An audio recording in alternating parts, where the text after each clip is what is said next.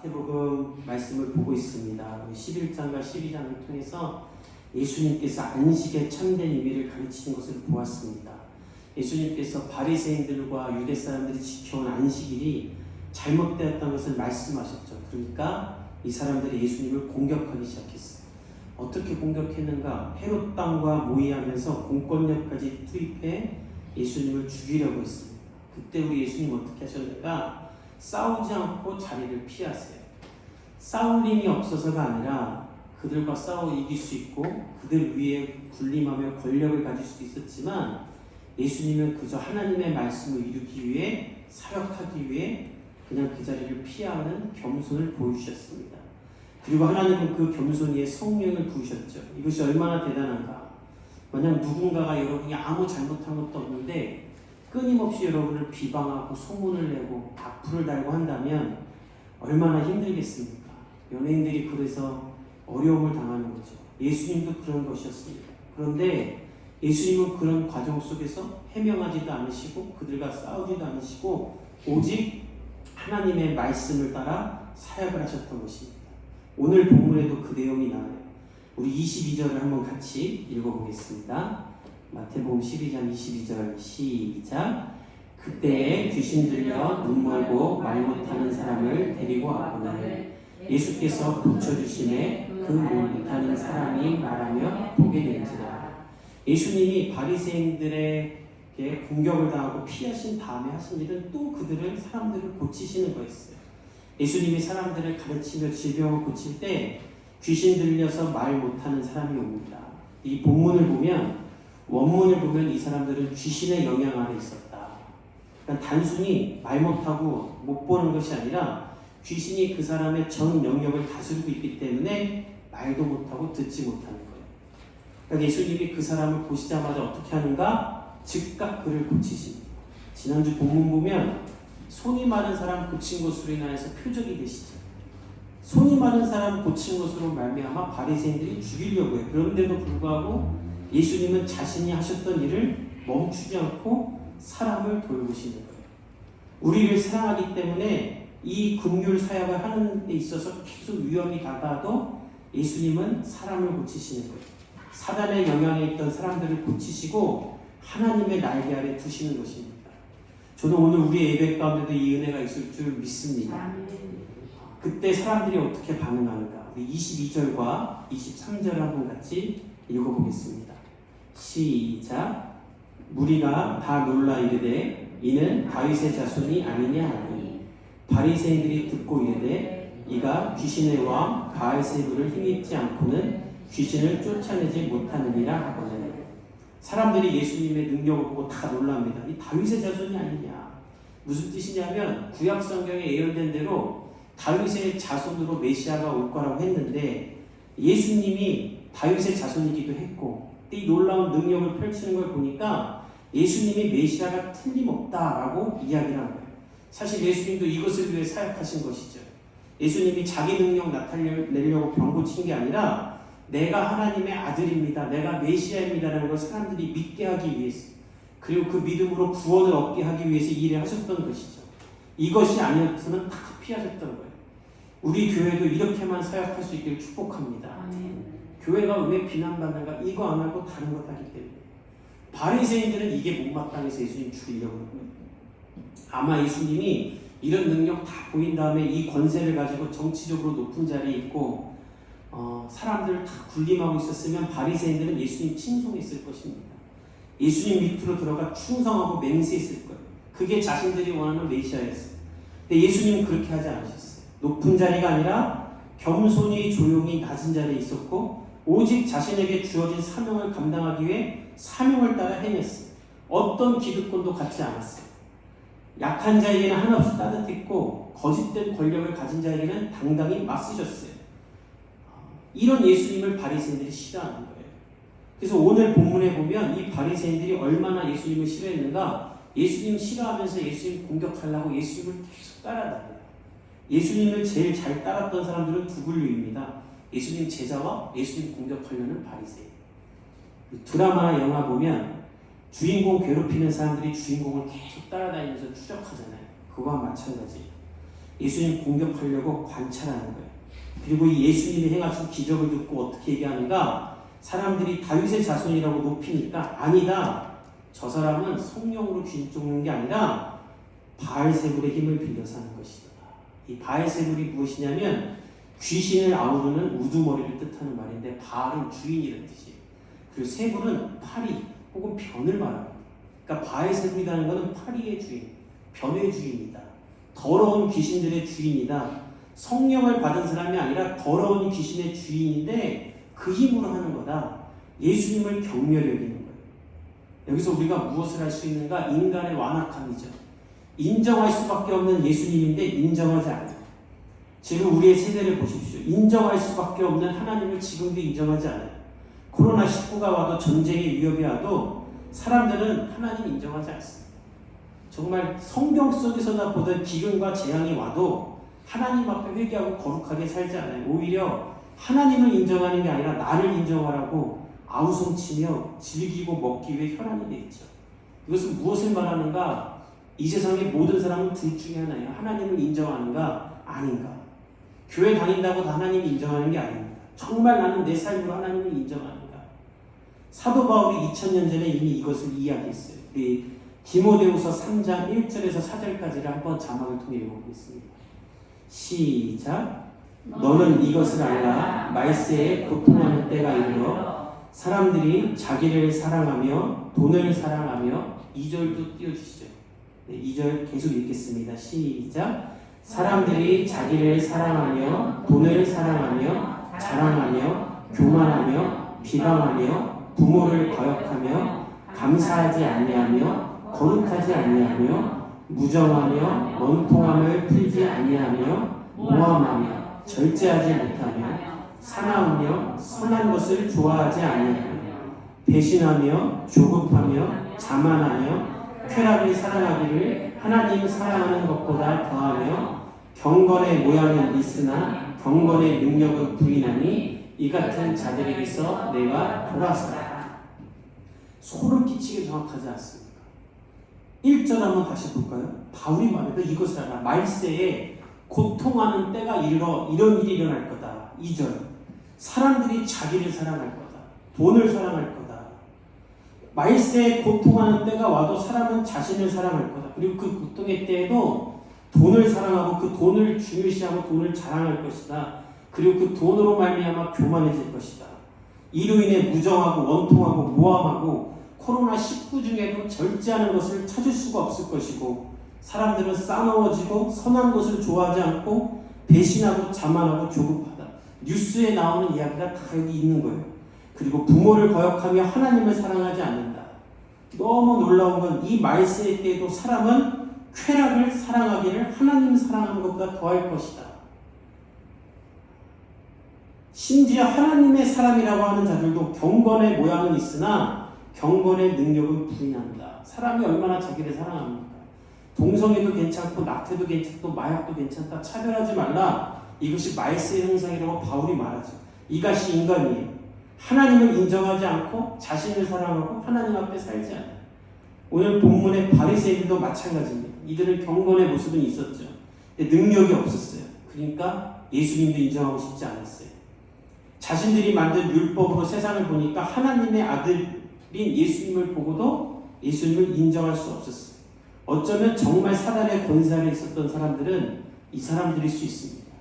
그래서 그들에게 예수님이 어떻게 말씀하시는가? 우리 오늘 본문 25절에서 30절까지를 한번 같이 읽어보겠습니다. 시작. 예수께서 그들의 생각을 아시고 이르시되 스스로 분쟁하는 나라마다 황폐해질 것이요 스스로 분쟁하는 동네나 집마다 서지 못하리라. 만일 사탄이 사탄을 쫓아내면 스스로 분쟁하는 것이니 그리하고야 어떻게 그의 나라가 서겠느냐. 또 내가 바알세불을 힘입어 귀신을 쫓아내면 너희의 아들들은 누구를 힘입어 쫓아내느냐.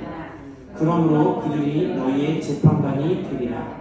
그러나 내가 하나님의 성령을 힘입어 귀신을 쫓아내는 것이면 하나님의 나라가 이미 너희에게 임하였느니라.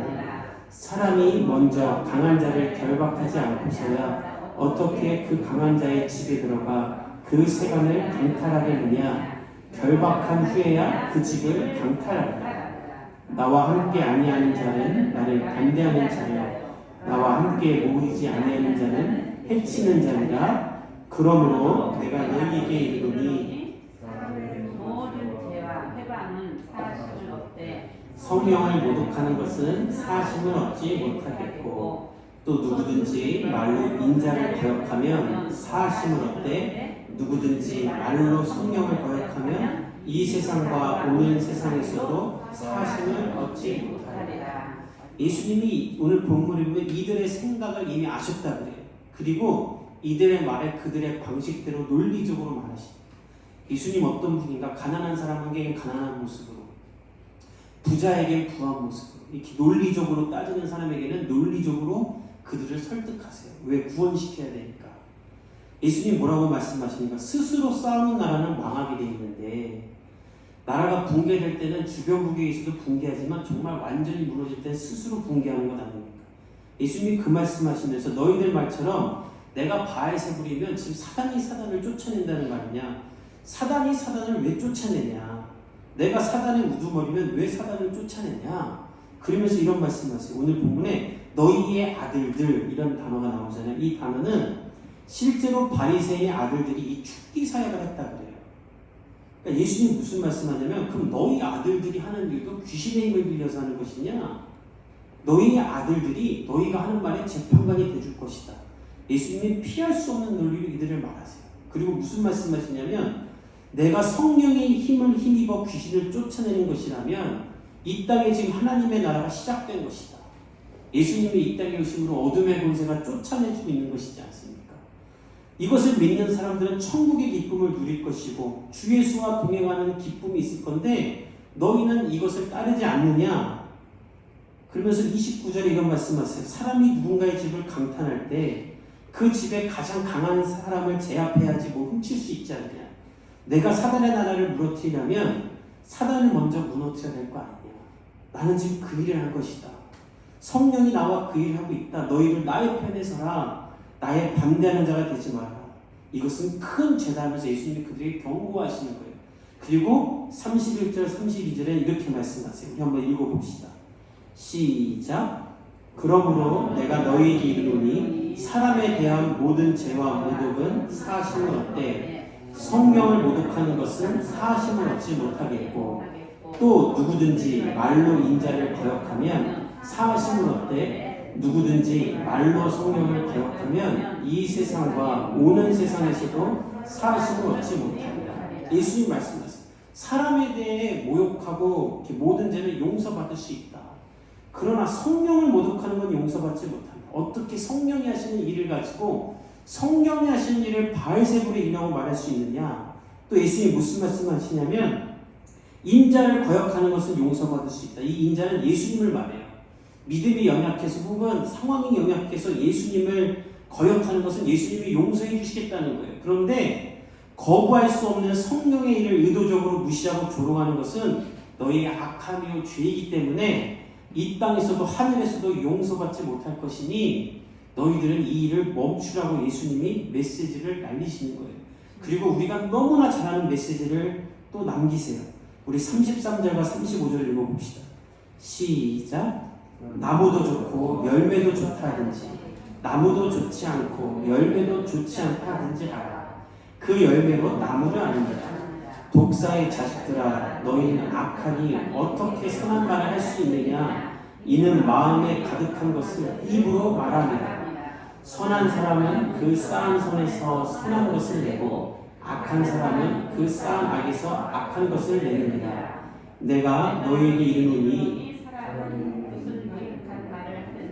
심판날에 이에 대하여 신문을 받으니 내 말로 미혹당함을 받고 내 말로 정죄함을 받는다. 예수님이 말씀하세요. 바리새인들아 나무가 좋아서 열매도 좋다고 하든지 나무가 안 좋아서 열매도 쓸모없다고 해야지 하는 것 아니냐.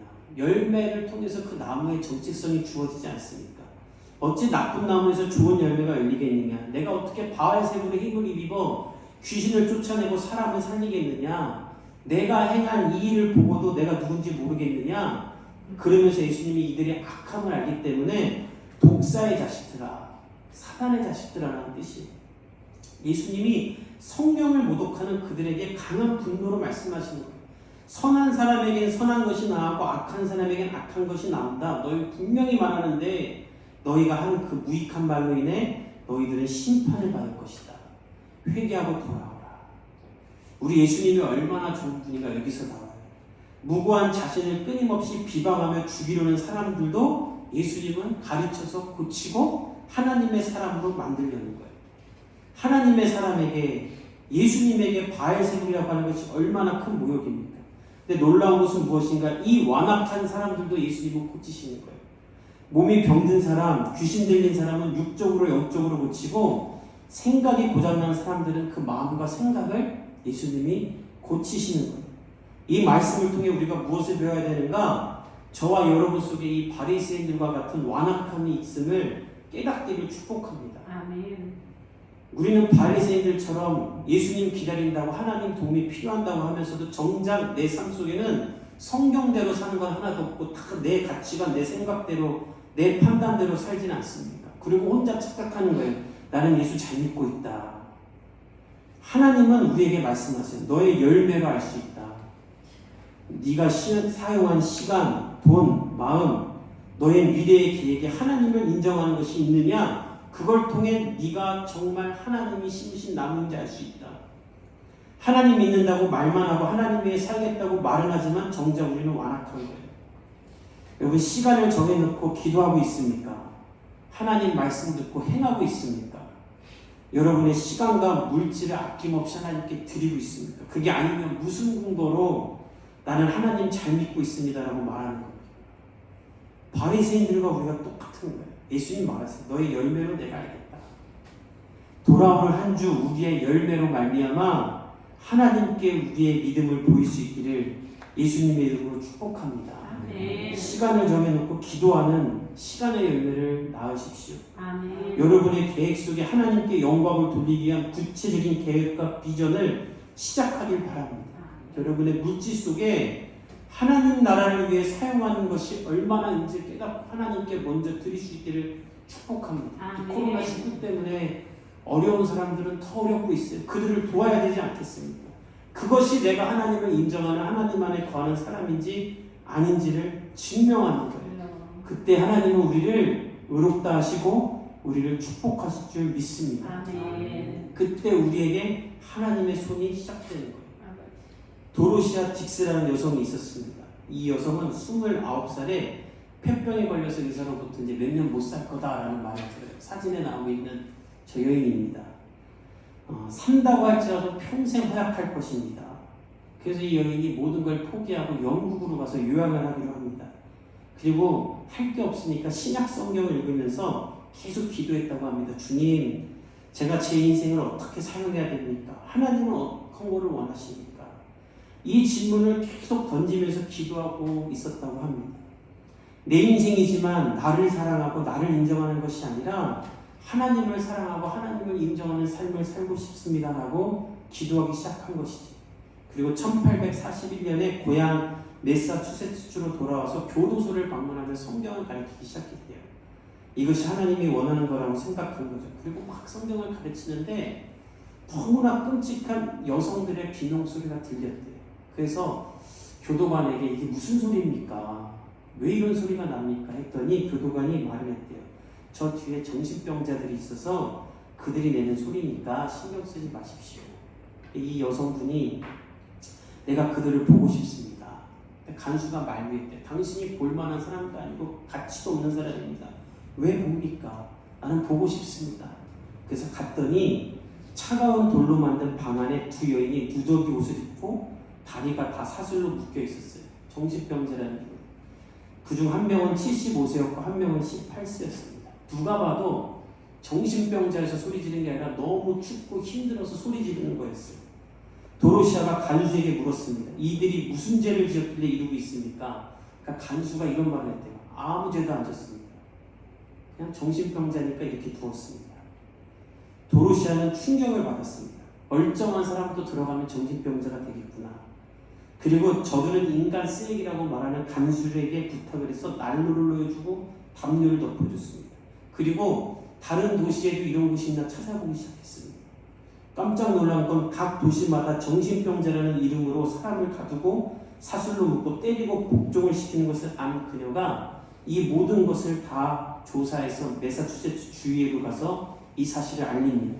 그리고 그녀로부터 개혁이 시작돼요. 그들을 정신병원으로 보내야지.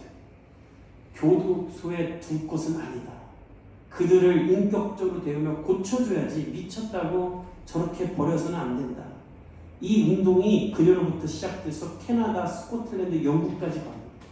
그리고 이탈리아까지 갔는데 충격적인 건 교황청 바로 앞에 지하에 정신병자 수용소가 있었다는 것도 깨닫게 됩니다. 사람들이. 그리고 교황에게 부탁해서 이것을 입법으로 해서 이들을 보호해달라고 부탁을 해서 정신병자들이 더 이상 감옥이 아닌 전문 병원으로 옮겨지게 되고 인간적인 치료가 시작됐다고 합니다. 29살에 이사로부터 죽을 것이라는 말을 들었던 그녀는 이 사역을 통해 79세까지 살면서 세상을 바꿨다고 합니다. 이 시작이 어디서 시작되는가? 죽을 거라는 그 말을 듣고 주님 제 인생을 어떻게 사용하기 원합니까? 라는 기도 한 문장에서 이 여인의 인생이 시작된 것이죠. 내 인생이 다 끝난 시점에서 하나님을 인정하고 하나님을 위한 삶을 살기로 결단했을 때 그녀는 놀라운 열매를 맺고 그 열매로 그녀가 평가받게 된 것입니다. 우리도 돌아오는 한 주 내가 사랑하고 내가 추구하는 것을 버리고 주님 제가 제 인생을 어떻게 사용하기 원합니까? 라고 기도할 때 우리의 삶에 하나님이 심으시는 나무가 열매를 맺게 될 줄 믿습니다. 그리고 그 나무가 우리를 예수 그리스도의 사람이라고 증명할 줄 믿습니다. 우리 함께 기도하겠습니다.